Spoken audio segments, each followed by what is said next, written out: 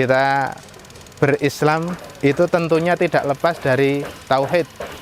Kenapa? Di tempat tersebut ketika ada orang yang belajar tentang tauhid malah justru dilarang. Akhirnya kita diberi peringatan, disuruh bertobat kepada pengurus. Nah, padahal tubuh ilallah. Harusnya tobat itu kan kepada Allah.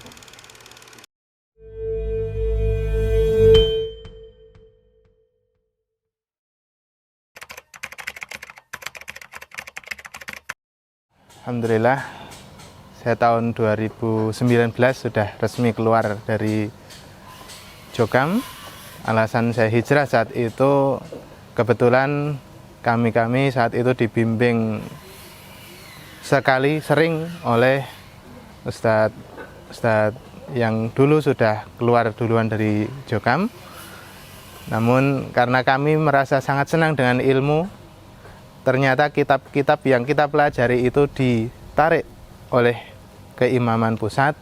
Kami merasa sangat kecewa.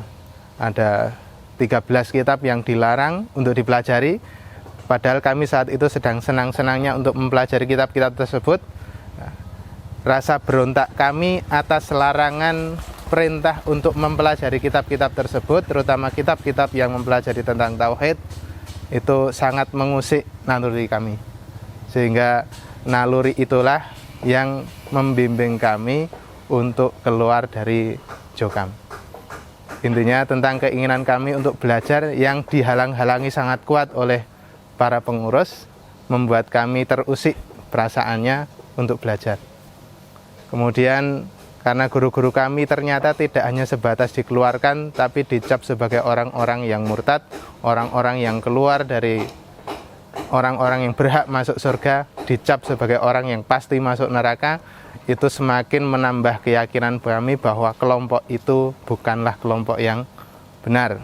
Ditambah lagi ada perlakuan-perlakuan yang sangat tidak manusiawi kepada guru-guru kami juga, dan kepada teman-teman kami yang sudah dahulu keluar. Itu juga menambah mantapnya kami untuk berhijrah. Kami berawal mengikuti kajian yaitu Masail Jahiliyah tentang adat-adat jahiliyah, gitu. Sementara saya begitu ikut kajian-kajian di dalam Jokam, yang paling terngiang di telinga saya bahwa kita menetapi agama Islam ini harus betul-betul murni sesuai dengan Al-Quran dan Al-Hadis, jangan sampai tercampuri dengan syirik, khurafat, tahayul, bid'ah, dan juga supaya betul-betul terhindar dari sifat-sifat jahiliyah. Begitu. Setelah kami mengikuti kajian kitab Masail Jahiliyah, ternyata dalam kitab tersebut contoh-contoh dari kelakuan-kelakuan atau sifat jahiliyah banyak terdapat di Jokam. Sehingga dari situ karena kita kepingin betul-betul terhindar dari jahiliyah, ternyata di dalam Jokam ini banyak kejahiliaan, maka kita lebih tetap semangat untuk meneruskan menghatamkan kajian kitab jahiliyah tersebut. Ternyata diketahui oleh Jokam, diketahui oleh pengurus-pengurus Jokam bahwa saya ini mengikuti kajian yang dilarang oleh pengurus-pengurus Jokam. Akhirnya kita diberi peringatan, disuruh bertobat, begitu.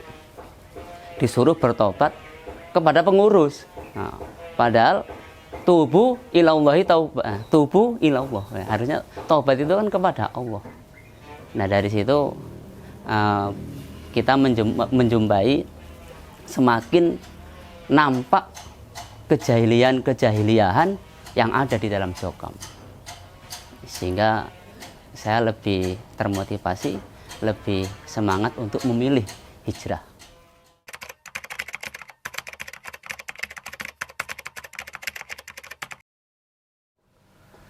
Ketika kami hijrah, saat itu kami disuruh keluar dari rumah.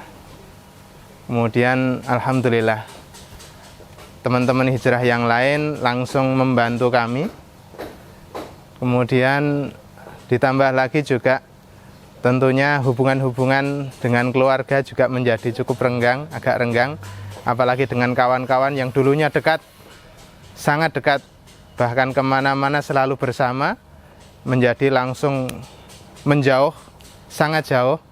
Bahkan nomor kontak pun juga diblokir. Kemudian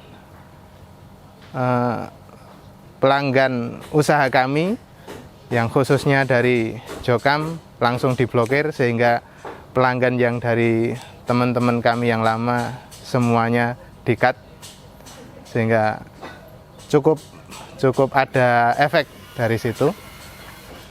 Namun alhamdulillah meskipun seperti itu ada bantuan dari teman-teman yang hijrah lebih dahulu. Ketika saya hijrah, karena saya bertempat di komplek Jokam, ya cukup mendapatkan perlakuan yang tidak mengenakkan hati ya, gitu. Yang pertama, saya dilarang untuk mendatangi taklimnya, tempat kajiannya. Dan di dalam pelarangan itu yang cukup tidak mengenakkan. Ketika saya datang awalnya dikunci tempat taklim itu, tempat pengajian itu dikunci pintunya, dikunci.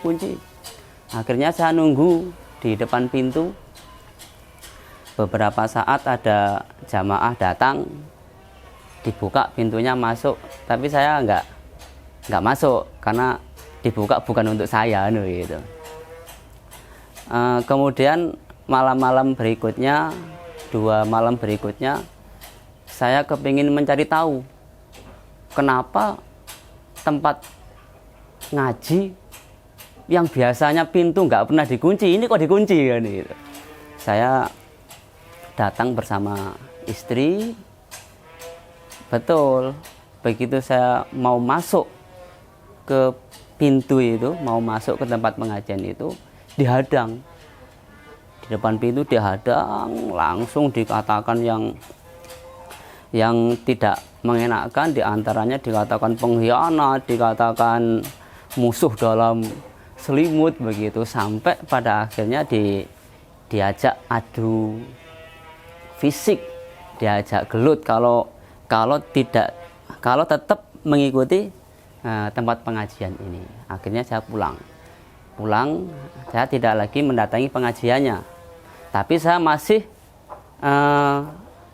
mendatangi sholat 5 waktu di masjid. Kebetulan tempat pengajiannya itu bukan di masjid, ada ruang sendiri, tempat masjid untuk sholat. Masih kita 5 waktunya masih mendatangi di masjid. Setelah beberapa bulan kemudian, naik level pelarangannya terhadap saya untuk bersama-sama dengan Jokam, yaitu tepatnya di tahun 2020 atau 2019 ya. Nah itu pas tahun baru itu saya didatangi salah satu Jokam untuk melarang saya ikut sholat di masjidnya. Kalau tidak mau menuruti larangannya, isik ngayal bain ya. Tetap milu sholat nang masjid, ditantang lagi, diajak adu fisik lagi, gelut, diajak gelut maning kan begitu ya. Akhirnya saya juga karena ini sudah jelas pelarangan bahwa saya tidak boleh lagi bergabung dengan Jokam, akhirnya saya juga tahu diri, walaupun ini salah satu dari mereka yang mencegah atau melarang saya yakin ini juga sudah merupakan salah satu kesepakatan bahwa mereka sepakat kalau saya tidak boleh bergabung ke pengajiannya dan tidak boleh ikut sholat 5 waktu di masjidnya, seperti itu.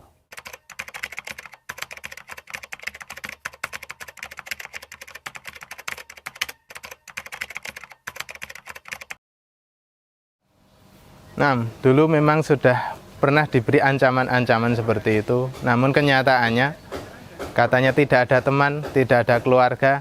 Ternyata teman-teman yang di luar semakin banyak. Teman-teman yang hijrah dulu, yang awalnya nggak kenal, sekarang malah seperti teman yang sangat dekat. Keluarga-keluarga yang dulunya agak menjauh, sekarang menjadi keluarga yang cukup dekat. Bahkan sering membantu ketika memang kita butuh teman, ketika kita butuh untuk curhat, kita butuh untuk mendapatkan bantuan-bantuan yang lain. Ya memang, salah satu kalimat-kalimat ancamannya itu deblek gitu. Metu saka Jokam bakale dadi wong deblek. Wong deblek itu wong susah di atasnya susah itu kalau. Wes susah di atas susah itu geblek wes. Itu dalil yang dibuat oleh Jokam. Kalau saya rasakan itu dalil buatannya Jokam. Secara Al-Quran dan Al-Hadis tidak ada satupun dalil yang menerangkan keluar dari sebuah golongan tersebut menjadi deblek, itu tidak ada. Alhamdulillah, ternyata setelah kita betul-betul diketahui, walaupun tidak menyatakan secara langsung di hadapan Jokam bahwa saya keluar begitu ya, dari kesehariannya sudah jelas tidak bersama lagi dengan Jokam. Alhamdulillah masyarakat, lingkungan di sekitar kami bisa menerima keluarnya kami dari Jokam. Bahkan mereka juga berharap kita setelahnya keluar dari Jokam itu untuk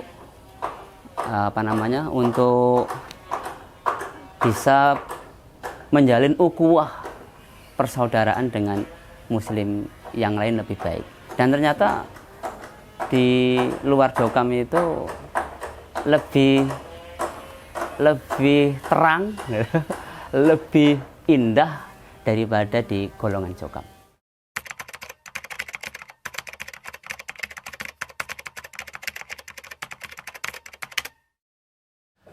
Saran kami, kita semuanya punya akal, kita semuanya punya naluri. Gunakanlah akal kita, gunakanlah naluri kita. Sedikit akal yang kita gunakan, insya Allah akan membuka tabir kebenaran yang ditutupi selama ini. Kita berislam itu tentunya tidak lepas dari tauhid. Kenapa? Di tempat tersebut ketika ada orang yang belajar tentang tauhid malah justru dilarang. Ketika ada dalil tentang tauhid pasti disimpangkan atau ditambahi dengan pengertian-pengertian harus berjamaah. Man kana akhiru kalamihi la ilaha illallah dakhalal jannah. Dalil itu merupakan dalil kuat tentang tauhid.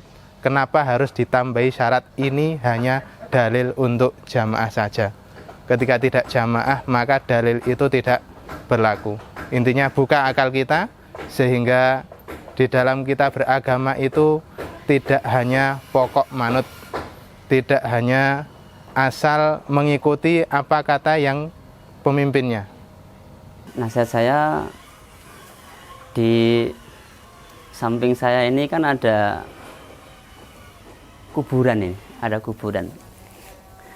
Sesuai dengan firman Allah, kullu nafsin dha'iqatul maut. Setiap diri itu pasti akan merasakan mati.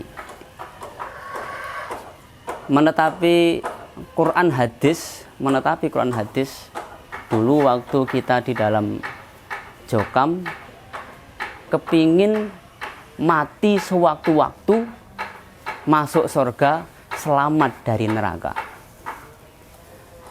Adapun nasihat saya, ajakan saya kepada teman-teman atau saudara-saudara yang ada di Jokam, mari kita membuka hati kita untuk betul-betul bagaimana caranya kita ini bisa mati sewaktu-waktu, masuk surga, selamat dari neraka. Maka kita harus bisa berusaha meninggalkan hal-hal yang bisa merusak tujuan kita. Di antaranya adalah takfiri, keyakinan-keyakinan, anggapan-anggapan di luar Jokam adalah kafir. Mari betul-betul kita tinggalkan, dan kita supaya betul-betul yakin dengan mentauhidkan Allah dengan betul-betul berdasarkan Al-Quran dan Al-Hadis. Dan satu lagi, ketika kita dihadapkan dengan dalil-dalil Al-Quran dan Al-Hadis, pengertiannya itu, mari kita sama-sama cari tahu rujukannya. Sehingga kalau betul itu ada rujukannya, menjadikan dalil bagi kita semuanya untuk betul-betul mantap, yakin dengan rujukan yang benar, kita betul-betul mati sewaktu-waktu, masuk surga, selamat dari neraka.